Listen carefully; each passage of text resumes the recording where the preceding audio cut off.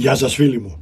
Εάν φέτος το Πάσχα δεν σκοπεύετε να φτιάξετε κοκορέτσι, σας έχω μια τέλεια εναλλακτική λύση.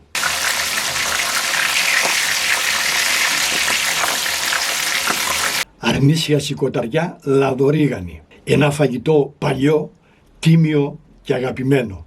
Εύκολο φαγητό, αλλά θέλει σεβασμό. Γιατί η σκοταριά, αν την πετύχεις, λιώνει στο στόμα. Αν την παρακάνεις, πας και τρως στην ταβέρνα. Μήπως θέλετε να κάνετε φέτος για πρώτη φορά κοκορέτσι? Για όλους εσάς που το τολμάτε για πρώτη φορά, πατήστε εδώ. Έχω εδώ τη σκοταριά μου. Εδώ έχουμε τα πνευμόνια, το σηκώτη και την καρδιά. Νεφρά και σπλήνα λείπουν. Η σηκωταριά πρέπει να κοπεί σε μεσαία κομμάτια. Όχι πολύ μικρά γιατί στεγνώνουν. Όχι πολύ μεγάλα γιατί δεν ψήνονται σωστά.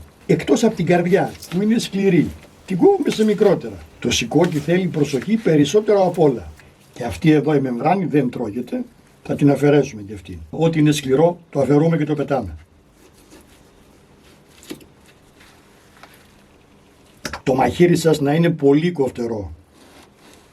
Αυτό το μέγεθος εννοούμε. Στο πνευμόνι και στο σηκώτη.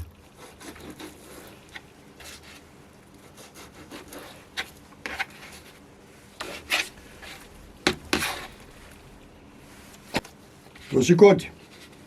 Θα το κόψουμε πρώτα σε λωρίδες κατά μήκος.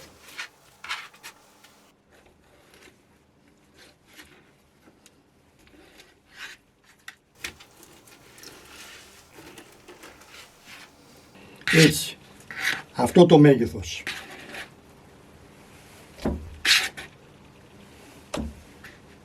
Από το 1.200 που ζύγιζε έμεινε καθαρό ακριβώς 1 κιλό. Θα την περιχύσω τώρα με το ξύδι, μισό ποτηράκι του κρασιού, θα την ανακατέψω και θα την αφήσω έτσι για 10 λεπτά να φύγει η μυρωδιά. Στη συνέχεια πλένουμε καλά τη σηκωταριά κάτω από τρεχούμενο νερό και αφήνουμε να στραγγίσει. Σκουπίζουμε τα κομμάτια με λίγο απορροφητικό χαρτί κουζίνας. Σε ένα τηγάνι ζεσταίνουμε το ελαιόλαδο και το αφήνουμε να κάψει πολύ καλά. Αφού θα τηγανίσουμε σε 2 δόσεις, ξεκινάμε με το μισό ελαιόλαδο. Όλα τα υλικά στο ίμιση. Αν θέλετε να δείτε πώς φτιάχνω μαγειρίτσα, πατήστε εδώ. Αν έχετε ένα θερμόμετρο, θα μετρήσετε 180 βαθμούς και μετά θα ρίξετε μέσα τη σηκωταριά. Ρίχνουμε τη σκοταριά σε δόσεις για να μην πέσει η θερμοκρασία του λαδιού. Είναι πολύ σημαντικό να μην ρίξουμε όλη τη σκοταριά σε μία δόση στο τηγάνι. Δεν θα τσιγαριστεί, θα βράσει. Εμείς θέλουμε να φτιάξουμε κρούστα απ' έξω, να πάρουν τα κομμάτια ομοιόμορφο χρώμα. Δεν γυρνάμε αμέσως, αφήνουμε περίπου 1 λεπτό. Και τσιγαρίζουμε για περίπου 5 λεπτά να πάρει χρώμα από όλες τις πλευρές.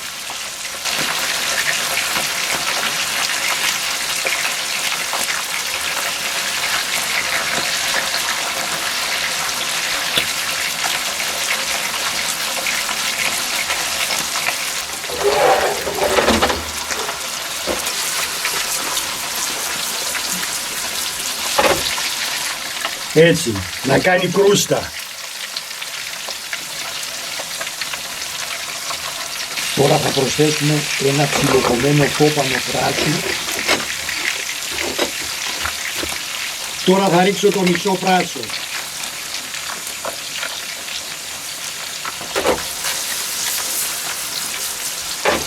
Και τσιγαρίζουμε για άλλα 2 λεπτά, πάντα στη μέγιστη θερμοκρασία. Να πάρει χρωματάκι.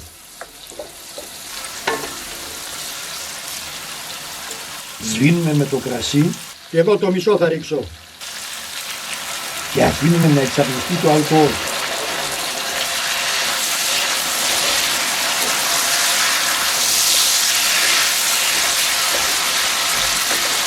Προσθέτουμε το αλάτι και το μπούκοβο. Πολύ λίγο, να σε ξυπνάει, όχι να τρέχεις. Ανακατεύουμε και σε 1 λεπτό προσθέτουμε το χυμό του λεμονιού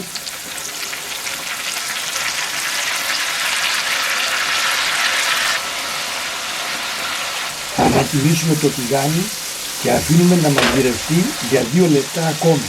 Να παντρευτεί η οξύτητα του λεμονιού με το κρέας. Και τώρα έρχεται η ρίγανη. Η ρίγανη είναι η ψυχή της συνταγής. Γιατί λαδορίγανη χωρίς ρίγανη είναι σαν καφές χωρίς καφέ.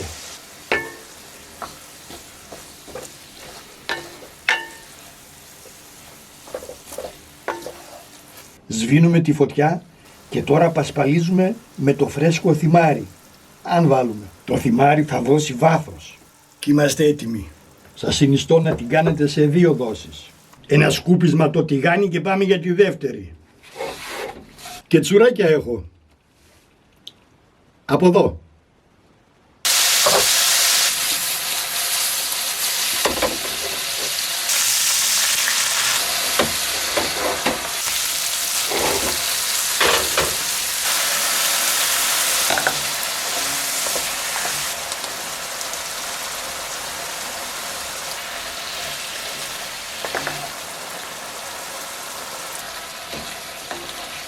Και τώρα το φρέσκο θυμάρι από πάνω αν βάλετε. Θα προσθέσω τώρα και την πρώτη δόση. Ποπό ευωδίες και αρώματα. Και είμαστε έτοιμοι να σερβίρουμε.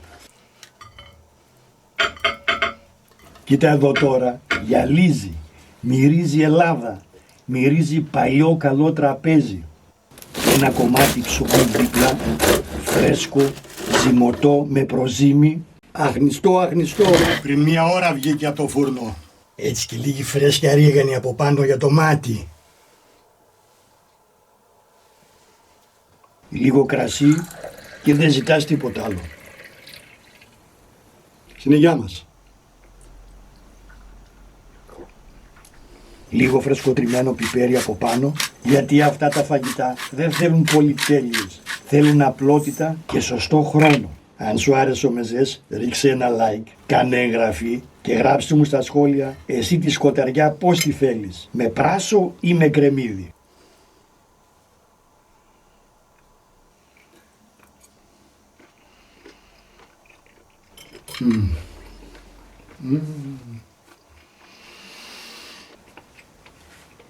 Το πρώτο ήταν πνευμόνι, αλλά πεντανόστιμο, για να πάρουμε και λίγο σηκωτάκι.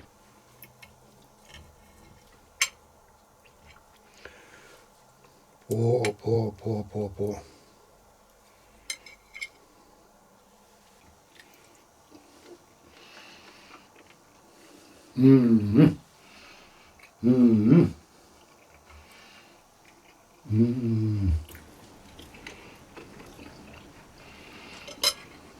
Έχουμε εδώ και το ωραίο το ζουμάκι. Έχουμε και φρέσκο ψωμάκι. Αυτή είναι η ωραιότερη βουτιά.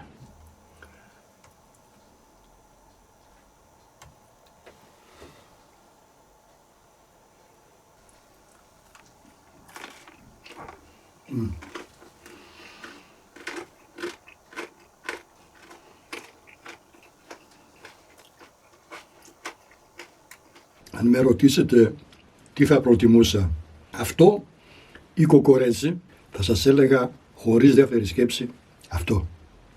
Δεν χρειάζεται να το πενέψω. Νομίζω πως καταλάβετε όλοι σας τη γεύση του. Να περνάτε όμορφα μαζί με την παρέα σας.